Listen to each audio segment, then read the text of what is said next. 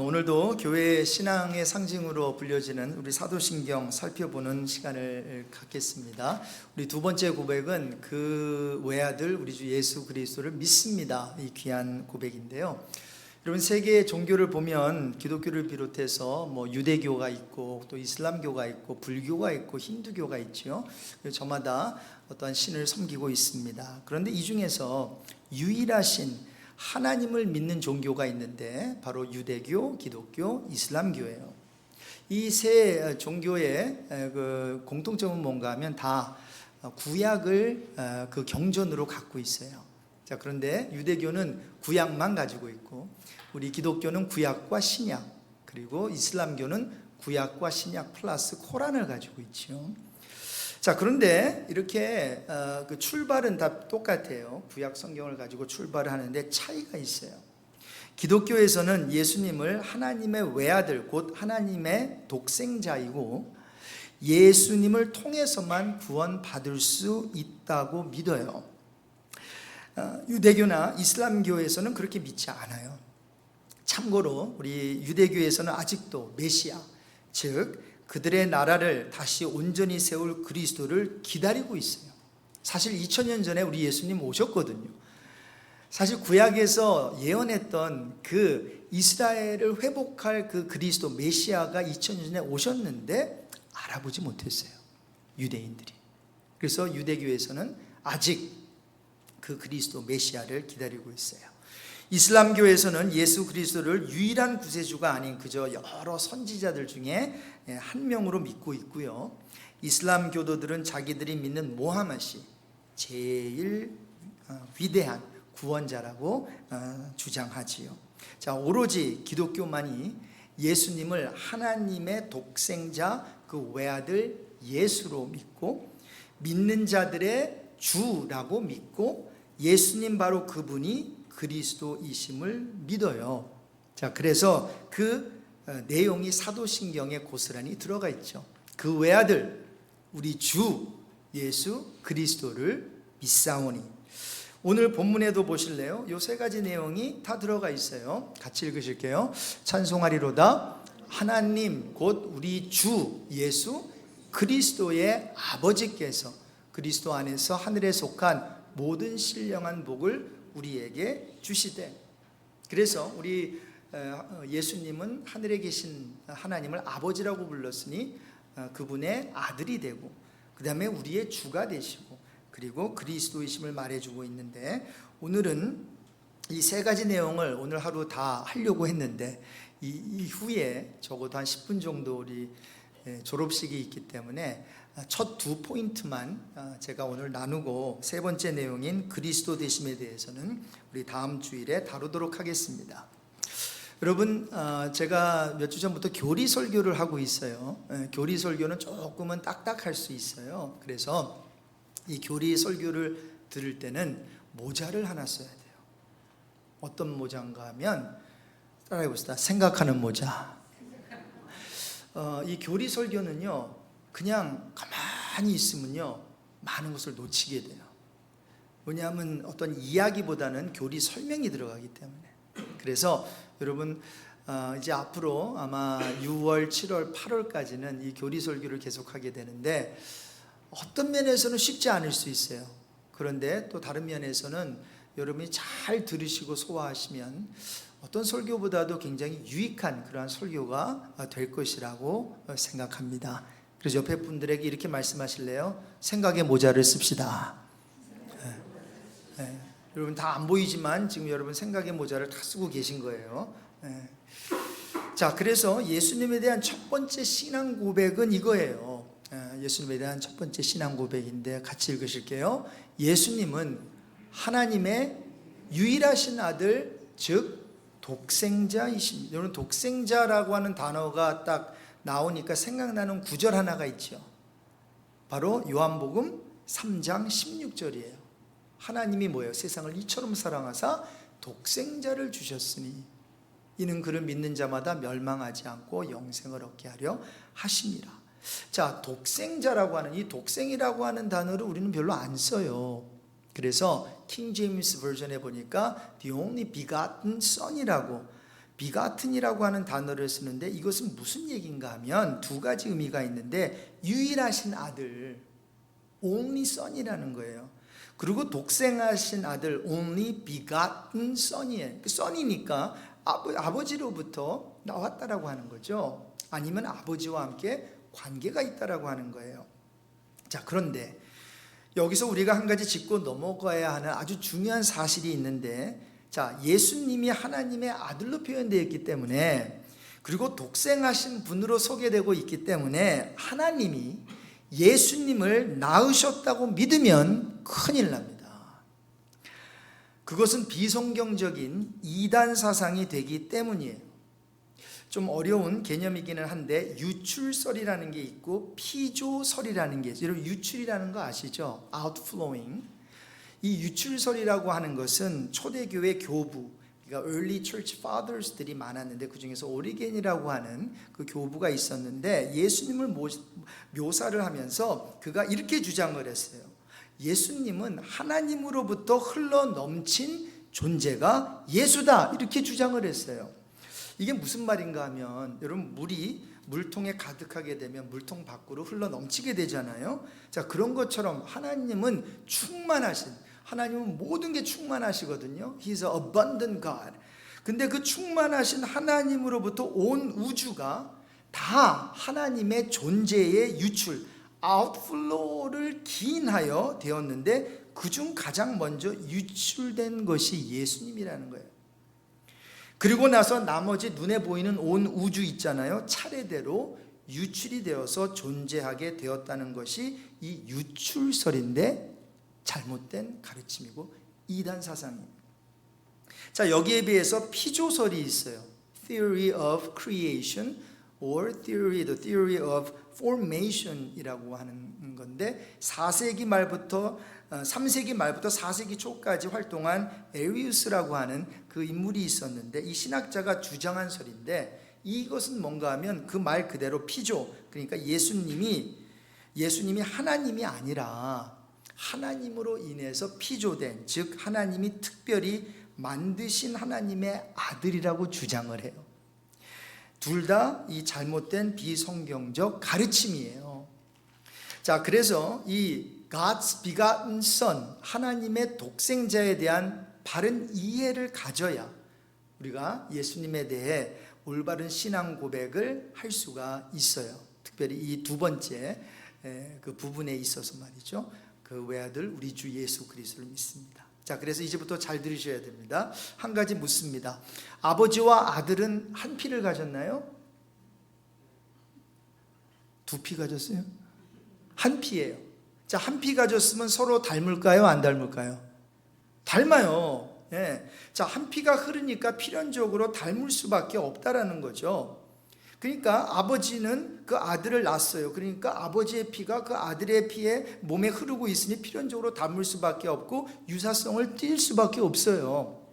자, 그래서 여러분 하나님 아버지가 아들인 예수를 낳았다는 그 개념은 아버지이신 하나님과 아들이신 예수님이 본질상 하나인 것을, 즉 본질적으로 같다는 것을 설명하기 위해 사용된 표현일 뿐, 육신의 아버지가 예를 들어서 우리를 낳은 것처럼 그렇게 이해하면 그것은 예수님에 대한 바른 성경적 이해가 아니라는 거예요. 근데 이 이해가 왜 필요한가 하면 하나님의 아들이라고 하니까, 그렇죠? 하나님은 하나님 아버지고 그 아들로서의 뭔가가, 우리가 육신의 아버지가 있고 그리고 우리가 아들인 것처럼 그렇게 그 아버지와 아들은 하나가 아니잖아요. 그런데 하나님 아버지와 그 아들, 그 예수님, 그 성자 하나님 예수님은 하나거든요. 자, 그러니까 뭔가가 이렇게 설명은 하지만 하나님의 아들 예수 그리스도로 설명하지만 우리가 생각하는 것처럼 아버지가 만든, 예를 들어서 낳은 그러한 그 아들이 예수 그리스도가 아니라는 거예요. 자, 그래서 요한복음 10장 30절에서 예수님이 이렇게 말씀하세요. 같이 읽으실게요. 요한복음 10장 30절. 나와 아버지는 뭐예요? 둘이 아니에요. 하나예요. 하나. 네. 여기서 나는 예수 그리스도를 가리키고 있는 거거든요. 네.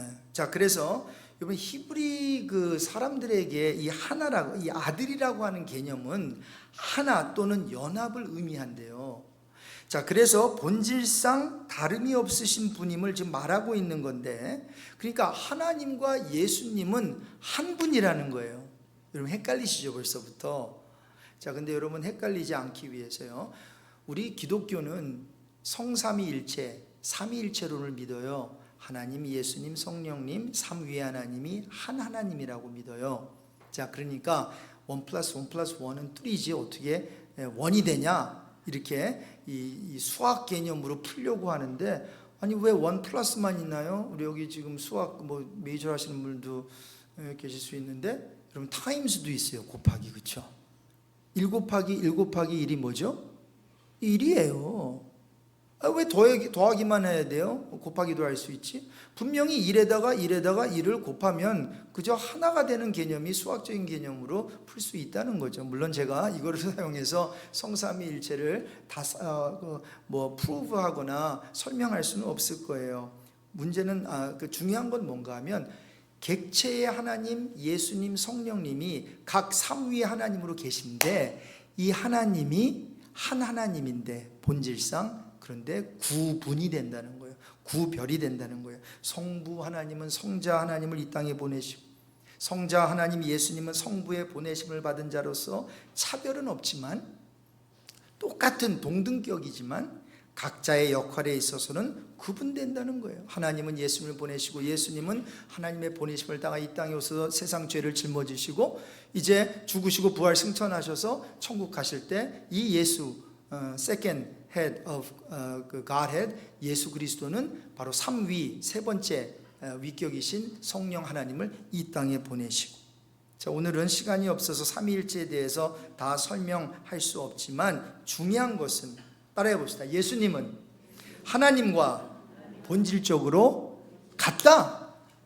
예수님도 하나님, 성령님도 하나님, 우리가 구약에서 읽는 성부 하나님, 구약의 하나님도 하나님. 그런데 이 하나님이 세 명이 아니라 한 하나님으로 존재한다는 거예요. 자, 이런 부분에 있어서는 우리 머리로 이것을 설명을 할 수는 없어요. 이해할 수는 없다고 생각이 돼요. 그러나 성경에서 그 삼위일체에 대한 비밀을 알려주고 있을 뿐입니다. 그래서 믿음으로 받을 수밖에 없어요.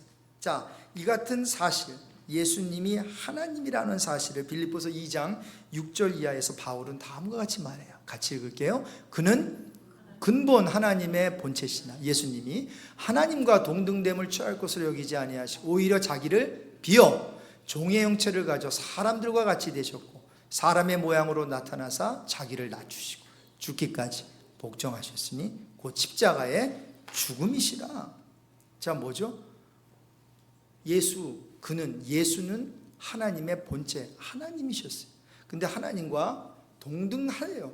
근데 동등됨을 취할 것으로 여기지 아니하시고 자기를 비웠어요. 뭐죠? 하나님 그 디바인 네이처를 일단 잠깐 내려놓으시고 휴먼 네이처를 입고 이 세상에 저와 여러분과 같이 이 땅에 오셨다는 거예요. 그렇다고 해서 그 예수님이 더 이상 하나님이 아니셨는가? 그게 아니에요. 그러나 스스로 제한시키셔서, 하나님은 무소부재하시고 어디나 계시고 하셔야 되지만 잠시 이 세상에 계실 동안은 그 무소부재, 모든 곳에 omnipresent 하는 그거를 내려놓으신 것뿐이라는 거죠. 그리고 하나님은 졸지도 아니하시고 주무시도 아니하세요. 그런데 예수님은 졸으셨어요. 주무셨어요. 피곤하시면 잠을 청해야 됐어요. 배가 고프면 음식을 먹으셔야 됐단 말입니다. 저와 여러분 똑같이. 그러나 한 번도 하나님으로서의, 하나님으로 그 예수님은 한 번도 하나님이 아니신 적은 없어요. 제한시켰다는 거죠. 자, 그래서 이 첫 번째 신앙 고백에서 중요한 것은 뭔가 하면, 이 하나님의 유일하신 아들, 이 독생하신 예수님은, 따라해 봅시다, 하나님이시다. 이 고백입니다. 그리고 예수님에 대한 두 번째 신앙 고백은 또 이것 또한 중요한데 같이 읽으실게요. 예수님은 우리 뭐가 되신다고요? 주가 되십니다. 우리 함께 요한복음 20장 28절 읽으실게요. 도마가 대답하는 거예요. 같이 읽으십시다. 도마가 대답하여 이르되 나의 주님이시요 나의 하나님이시니이다. 여러분, 도마가 부활하신 예수님 제자들에게 나타나셨을 때 그때 어디 가버렸는지 없었어요. 나중에 예수님이 찾아오셨거든요. 그래서 나는 직접 눈으로 보지 않으면 내가 못 믿겠다. 그래서 예수님께서 자신을 부활하신 몸을 보여주셨어요. 그랬더니 도마가 한 얘기가 이거예요. My Lord, My God. 정확하죠? 누구를 보고 이 얘기를 했다고요? 예수님을 보고 나의 주님, 그리고 뭐예요? 나의 하나님. 너무 정확하지 않아요? 지금 도마는 예수님을 그저 하나님의 아들로서만 지금 고백하는 게 아니라 My God, 나의 하나님으로 고백하고 있는 거예요. 그런데 여호와의 증인에게 이것을 예수님이 하나님이라고 하는 근거 구절로 우리가 제시하잖아요. 그러면 그들은 이걸 트위스트 해가지고 어떻게 설명하는 줄 아세요? 도마가 나의 주님이시오라고 했을 때는 예수님 보고 고백한 거는 맞다고 얘기하거든요. 그런데 나의 하나님이시오라고 하는 이 고백에서는 눈을 예수님에게 떼고 하늘을 바라보면서 하늘에 계신 하나님께 고백했다는 거예요. 제 말이 아니에요. 여호와의 증인은 그렇게 믿어요. 그러니까 이 성경을 트위스트하는 거죠. 성경을 그대로 받아들이지 않아요. 아니요, 도마는 예수 그리스도를 바라보고 나의 주님 My Lord 그리고 나의 하나님 My God이라고 신앙 고백을 한 거예요. 근데 여기서 제가 설명을 드릴 게 하나가 있네요.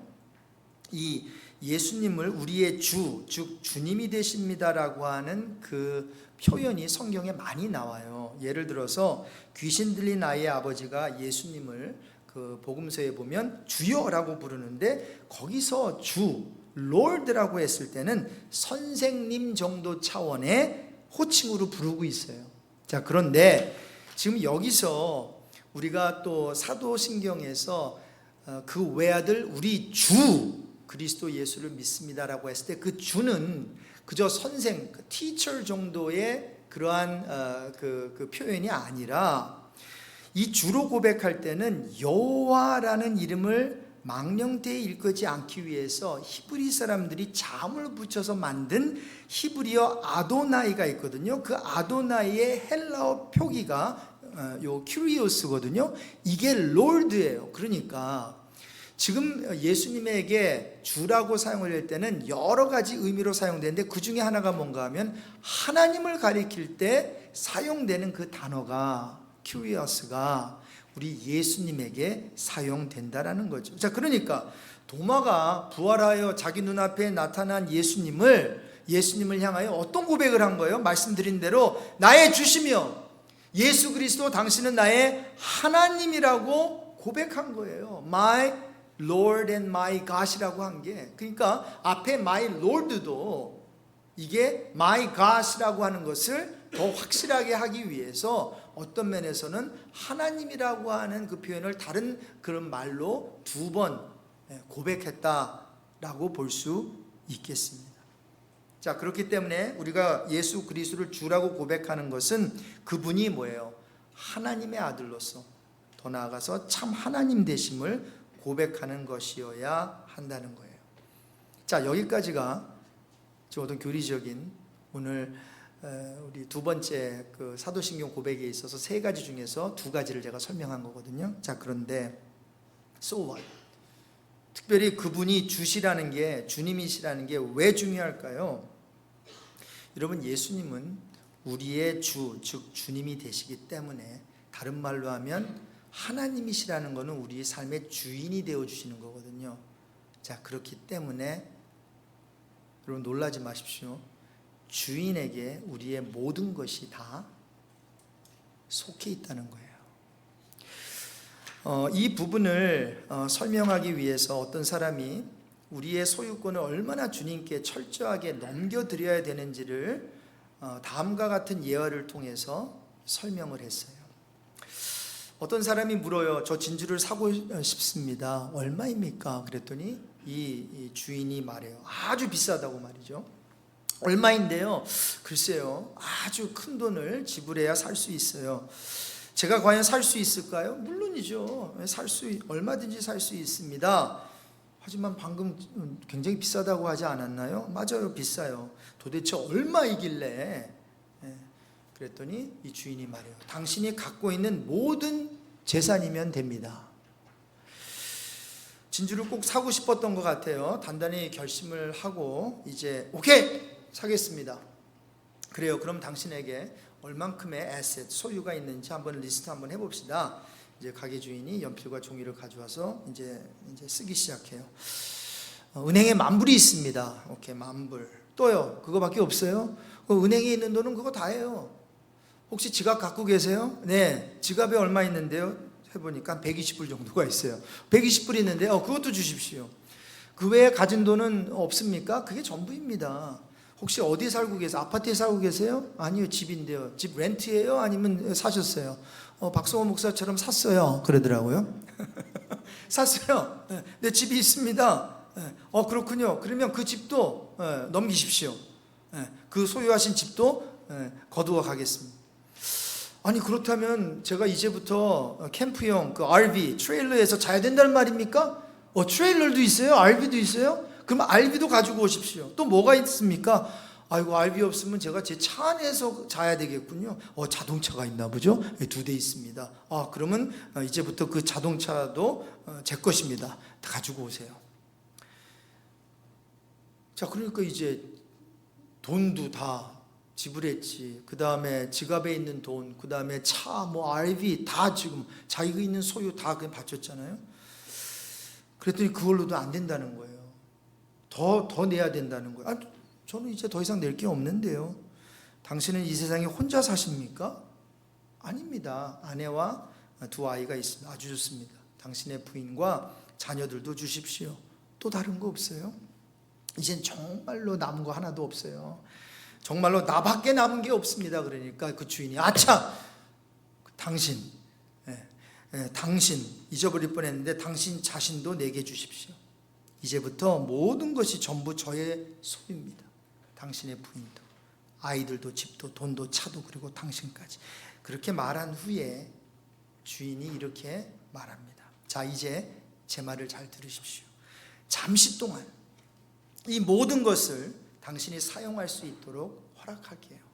하지만 이 모든 소유가 더 이상 당신의 것이 아니라 내 것이고, 그리고 내 것이라는 사실을 잠시라도 잊으면 안 됩니다. 그리고 내가 이것들을 필요로 하면 언제든지 나에게 다시 돌려줘야 합니다. 왜냐하면 이제부터 이 모든 것의 주인은 당신이 아니라 저이기 때문이에요. 여러분, 이같이 우리가 주님을 우리 하나님으로 모시고 나의 주인이라고 고백할 때, 주님이라고 고백할 때는 우리의 소유권이 하나에서 10까지 모두 주님의 것이라고 고백하는 것이니, 여러분 정말로 주님의 것이라고 고백하실 수 있으시겠어요? 나에게 있는 돈만이 아니라 내가 낳은 자녀들까지도, 내가 지금 운영하고 있는 비즈니스까지도, 내 몸까지도, 나의 인생까지도 모두 다 하나님의 것이라고 여러분 고백하실 수 있겠냐고요. 이 사도신경에서 그 외아들 우리 주 예수 그리스도를 믿습니다라고 고백할 때 우리는 바로 그러한 고백을 하는 거예요. 여러분, 예수를 믿으면서 이 같은 사실, 예수 그리스도가 나의 삶의 주가 되신다는, 주님이 되시고 하나님이 되시고 나를 소유하고 있는 분이라고 하신 그 인식을 갖고 살고 계시냐는 거죠. 여러분, 성경에 보면 우리는 우리의 것이 아니라 그리스도 예수의 피로 사신 바 되어서 이제는 우리는 우리의 것이 아니라 예수 그리스도의 것이고 하나님의 것이 되었다라는 거예요.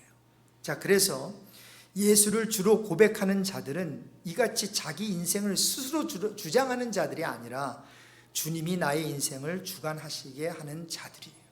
말씀을 마치면서 주의 경고를 여러분 들으시면 좋겠습니다. 마태복음 7장 21절에서 23절. 그건 다 스킵할게요. 같이 읽으실게요. 나더러 주여 주여 하는 자마다 다 천국에 들어갈 것이 아니요 다만 하늘에 계신 내 아버지의 뜻대로 행하는 자라야 들어가리라. 그날에 많은 사람이 나더러 이르되 주여 주여 우리가 주의 이름으로 선지자 노릇하며 주의 이름으로 귀신을 쫓아내며 주의 이름으로 많은 권능을 행하지 아니하였나이까 하리니 그때에 내가 그들에게 밝히 말하되 내가 너희를 도무지 알지 못하니 불법을 행하는 자들아 내게서 떠나가라 하리라. 주여 주여 말로만 고백한다고 구원을 얻는 게 아니라는 거예요. 자, 그렇다면 행해야 된다는 말일까요? 아니에요. 아버지의 뜻대로 행하는 자라야 들어가리라 하고 나서 사실 헛된 행위들 여기서 다 기록하고 있잖아요. 불법을 행하는 자들, 행함으로 간다는 게 아니에요. 아버지의 뜻대로 행하는 자, 아버지의 뜻이 뭐예요? 그가 보내신 예수 그리스도를 믿는 게 아버지의 뜻이고 그게 하나님 아버지의 일이다 라는 거예요.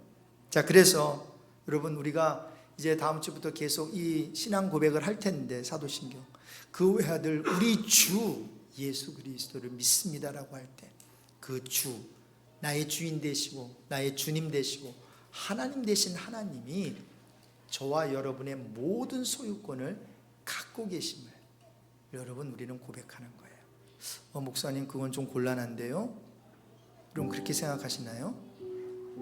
여러분 왜 여러분 힘들어하세요? 자녀들 때문에, 내 자녀이기 때문에 그래요.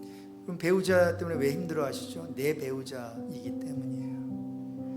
왜 뱅크 어카운트에 돈이 없음을 그래서 그것 때문에 힘들어하시죠?